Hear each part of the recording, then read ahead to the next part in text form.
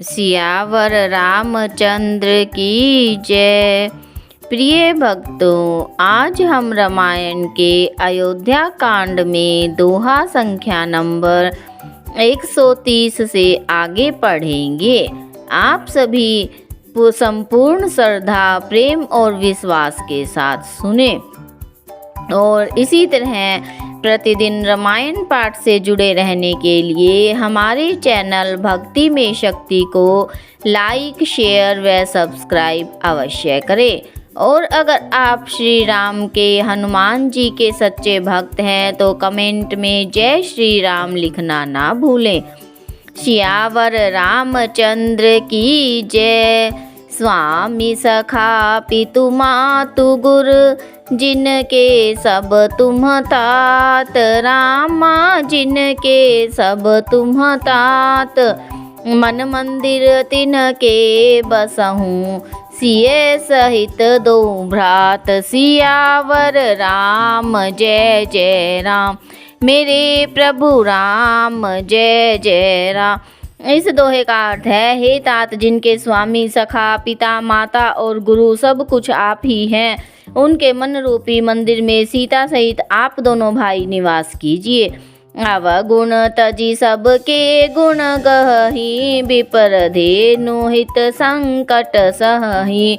नीति निपुण जिन कई जगली का, घर तुम्हार तिन कर मनुनी का। इन चौपाइयों का अर्थ है, जो अवगुणों को छोड़कर सबके गुणों को ग्रहण करते हैं, ब्राह्मण और गऊ के लिए संकट सहते हैं, नीति निपुणता में जिनकी जगत में मर्यादा है, उनका सुंदर मन आपका घर है। गुण तुम्हार समुझई निज दोषा, तेजे ही सब भांति तुम्हार भरोसा। राम भगत प्रिय लागहि जेहि, तेहि उर बसहु सहित बैदेहि। इन चौपाइयों का अर्थ है, जो गुणों को आपका और दोषों को अपना समझता है, जिसे सब प्रकार से आपका ही भरोसा है और राम भक्त जिसे प्यारे लगते हैं, उसके हृदय में आप सीता सहित निवास कीजिए। जाति पाति धनु धर्म बड़ाई, प्रिय परिवार सदन सुखदाई। सब तजी तुम्हारी रहाई उरलाई, तेहि के हृदय रहूं रघुराई। इन चौपाइयों का अर्थ है, जाति पाति, धन, धर्म, बड़ाई, प्यारा परिवार और सुख देने वाला घर सबको छोड़कर जो केवल आपको ही हृदय में धारण किए रहता है, हे रघुनाथ जी, आप उसके हृदय में रहिए। सरगु नरकु अपबरगु समाना, जहाँ तह देख धरे धनु बाना। करम बचन मन राउर चेरा, राम करहूँ तेहि के उर डेरा। इन चौपाइयों का अर्थ है, स्वर्ग, नरक और मोक्ष जिसकी दृष्टि में समान है, क्योंकि वह जहाँ तहाँ केवल धनुष बाण धारण किए आपको ही देखता है, और जो कर्म से, वचन से और मन से आपका दास है, हे राम जी, आप उसके हृदय में डेरा कीजिए। जाहि न चाहिए कबहु कछु, तुम सन सहज स्नेहु। रामा तुम सन सहज स्नेहु, बसहु निरंतरता सुमन। सो राउर निज गेहूँ, सियावर राम जय जय राम, मेरे प्रभु राम जय जय राम। इस दोहे का अर्थ है, जिसको कभी कुछ भी नहीं चाहिए और जिसका आपसे स्वाभाविक प्रेम है, आप उसके मन में निरंतर निवास कीजिए। वह आपका अपना घर है। यही विधि मुनि बर भवन देखाए, बचन स प्रेम राम मन भाए। कह मुनि सुनहु भानुकुल नायक, आश्रम कहाऊँ समय सुखदायक।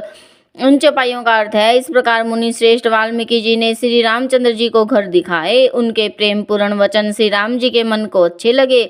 फिर मुनि ने कहा, हे सूर्यकुल के स्वामी, सुनिए, अब मैं इस समय के लिए सुखदायक आश्रम कहता हूँ, निवास स्थान बतलाता हूँ। चित्रकूट गिरि करहु निवासु, तह तुम्हार सब भांति सुपासु। सैल सुहावन कानन चारु, केहि केरी केहरी मृग बिहग बिहारू। इन चौपाइयों का अर्थ है आप चित्रकूट पर्वत पर निवास कीजिए, वहाँ आपके लिए सब प्रकार की सुविधा है। सुहावना पर्वत है और सुंदर वन है, हाथी, सिंह, हिरण और पक्षियों का विहार स्थल है। नदी पुनीत पुराण बखानी, अत्रि प्रिया निज तप बल आनी। सुरसरी धार नाउ मंदाकिनी, जो सब पातक पोतक डाकनी। इन चौपाइयों का अर्थ है वहाँ पवित्र नदी है जिसकी पुराणों ने प्रशंसा की है और जिसको अत्रि ऋषि की पत्नी अनसुईया जी अपने तपोबल से लाई थी। वह गंगा जी की धारा है, उसका नाम मंदाकिनी है। वह सब पाप रूपी बालकों को खा डालने के लिए डाकनी रूप है। अतरी आदि मुनि बर बहु बसही, करही जोग जप तप तन कसही। चलहु सफल श्रम सब कर करहूँ, राम देहु गौरव गिरि बरहूँ। इन चौपाइयों का अर्थ है अत्रि आदि बहुत से श्रेष्ठ मुनि वहाँ निवास करते हैं जो योग जप और तप करते हुए शरीर को कसते हैं। हे राम जी, चलिए सबके परिश्रम को सफल कीजिए और पर्वत श्रेष्ठ चित्रकूट को भी गौरव दीजिए।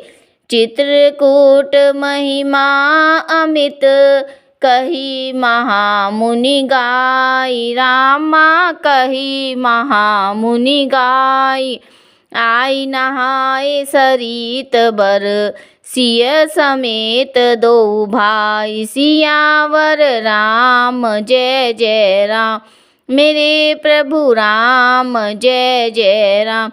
इस दोहे का अर्थ है महामुनि वाल्मीकि जी ने चित्रकूट की अपरिमित महिमा बखान कर कही। तब सीता सहित दोनों भाइयों ने आकर श्रेष्ठ नदी मंदाकिनी में स्नान किया। सियावर रामचंद्र की जय।